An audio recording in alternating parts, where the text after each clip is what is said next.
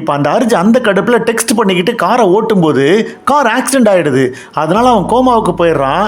இப்போ இதை பார்த்து நம்ம ஹீரோ அந்த ஜெஃப்பும் டென்ஷன் ஆயிடுறாங்க.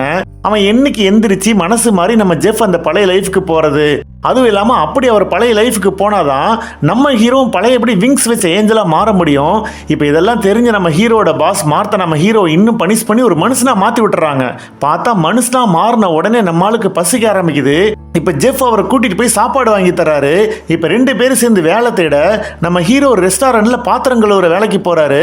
இப்ப கட் பண்ண இன்னொரு பக்கம் அந்த அர்ஜுன் ஹாஸ்பிட்டல்ல கோமால இருந்து எந்திரிக்கிறான். இப்ப அந்த ஜெஃப் வந்து கேட்கும்போது எனக்கு எல்லாமே மறந்துருச்சு, எனக்கு அம்னீசியா வந்துருச்சுன்னு சொல்லி பொய் சொல்லிடுறான். இப்ப இன்னொரு பக்கம் பாத்தீங்கன்னா நம்ம ஹீரோ மனுஷனா வந்தார்ல, அந்த வாழ்க்கை ரொம்ப கொடூரமா இருக்குன்னு டம் அடிக்கலாம் ஆரம்பிச்சிடறாரு. இப்ப அவர்கிட்ட வந்து அந்த ஜெஃப் என்ன பண்ணலான்னு கேட்க நம்ம ஹீரோ ஒரிஜினலா அந்த எலினாவுக்கு தானே ஹெல்ப் பண்ணணும், அதனால அவரோட லைஃபை பெட்டராக்க ஹெல்ப் பண்றாரு. அந்த லேபர் யூனியன் ஆரம்பிக்கிறதுக்கு சப்போர்ட்டும் பண்றாரு. ஆனா அது வேலைக்கே ஆகல. யாருமே அந்த எலினாவுக்கு ஓட்டு போடவே இல்லை. அதே நேரம் ஜெஃப் ஒரு டெலிவரி ஆப்ல வேலை பார்த்தாருல, அங்க இருந்து இனிமே அந்த வேலைக்கு ரோபோ யூஸ் பண்ண போறோம் அப்படின்னு சொல்ல அவருக்கு வேலை போயிடுது.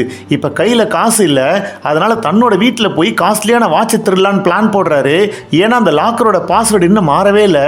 இப்ப அடுத்து தன்னோட வீட்டுல இருந்து வாட்சை ஜெஃப் திருடும் போது அங்க வந்து அரிச்சு ஜெஃப சுட்டுறான். ஆனா அவனுக்கு அதனால கில்ட்டி ஃபீலிங் வந்துருது. அடுத்த நாள் ஹாஸ்பிட்டலுக்கு வந்து அவர்கிட்ட மன்னிப்பு கேட்கறான். அதுவும் இல்லாம நான் பழைய லைஃப்க்கு மாறுறேன்னு சொல்றான். அப்ப ஹீரோ வந்து நீ கில்ட்டி ஃபீலிங்ல இதெல்லாம் சொல்ற, உண்மையாலுமே நீ ஃபீல் பண்ணிருந்தா இந்நேரம் நீ அந்த பழைய லைஃப்க்கு போயிருப்பன்னு சொல்றாரு.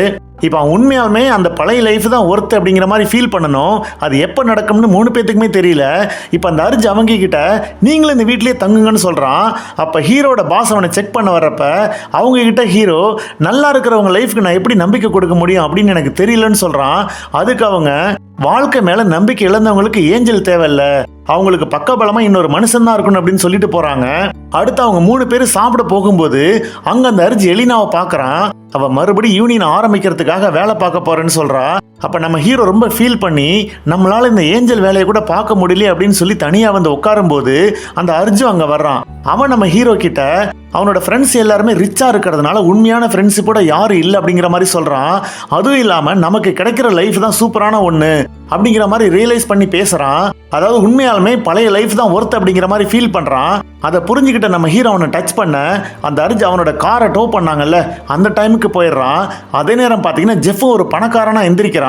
ஆனா இந்த தடவை அவனுக்கு எல்லாமே புரிஞ்சிருச்சுல்ல, அதனால தன்னோட கம்பெனில வேலை பார்க்குற ஒர்க்கர்ஸ் கிட்ட ஒழுங்கா நடந்துக்க ஆரம்பிக்கிறாரு. அதுவும் இல்லாம தன்னோட கம்பெனில ரோபோலாம் யூஸ் பண்ணக்கூடாது அப்படிங்கிற மாதிரி முடிவெடுத்துறாரு. அதே நேரம் நம்ம அர்ஜுன் அவனுக்கு பிடிச்ச டாக்குமெண்டரியன் ஒர்க்கை பண்ண ஆரம்பிக்கிறான் அப்படிங்கிற மாதிரி இந்த படத்தை முடிக்கிறாங்க.